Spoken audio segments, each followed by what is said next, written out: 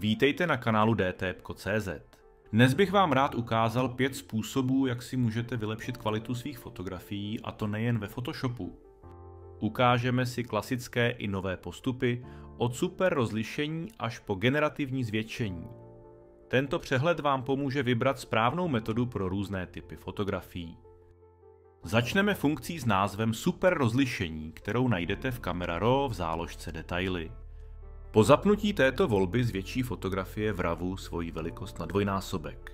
Tato funkce funguje pouze u souborů RAW a je to rychlý způsob, jak ze své fotografie dostat více detailů. U běžných obrázků ve formátu JPEG nebo PNG tato možnost dostupná není. Druhou metodou je generativní zvětšení, které je zatím dostupné pouze v beta verzi Photoshopu. Najdete jej v horním menu pod volbou Obraz. Dokáže zvětšit fotku až 4násobně a přidat nové detaily. Je ale potřeba myslet na to, že maximální výstupní velikost je omezená a aktuálně delší strana snímku nesmí přesáhnout hodnotu 4096 pixelů. U portrétů je dobré hlídat, jestli zůstávají proporce obličeje beze změn, protože dochází k překreslení pomocí umělé inteligence. Někdy se mi osvědčilo zkombinovat výsledek s původním snímkem přes krytí vrstvy. Tato nová funkce vypadá velmi schopně a jak to bude fungovat v ostré verzi Photoshopu, jsem opravdu zvědavý. Třetím postupem je Neural filtr s názvem Velké přiblížení. Najdete jej pod volbou Filtr a potom zvolte Neural filtry. Pokud je spouštíte poprvé, bude nutné je nejdříve postahovat, aby byly funkční.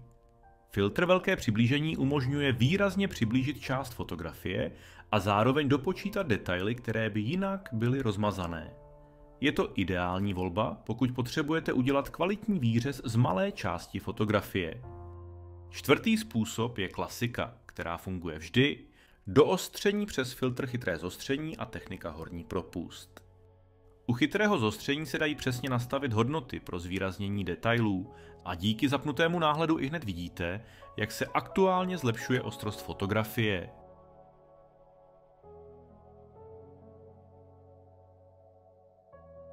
Zatímco o něco starší metoda s názvem horní propust funguje trošku jinak, ale také skvěle. Zduplikuju si vrstvu a přes filtr horní propust nastavím zvýraznění vrstvy, které aplikuji režim prolnutí na překrýt. Zvýrazním tak převážně hrany a textury dle nastavení síly propustnosti tohoto filtru. Právě tyto dva postupy, high pass doostření a chytré zostření, používám na fotografie asi nejčastěji. Je to rychlé řešení pro fotografie, které nepotřebují zvětšení, ale jen lepší ostrost. Poslední tip míří mimo Photoshop. Existují specializované nástroje, jako Topaz Photo AI nebo Gigapixel AI.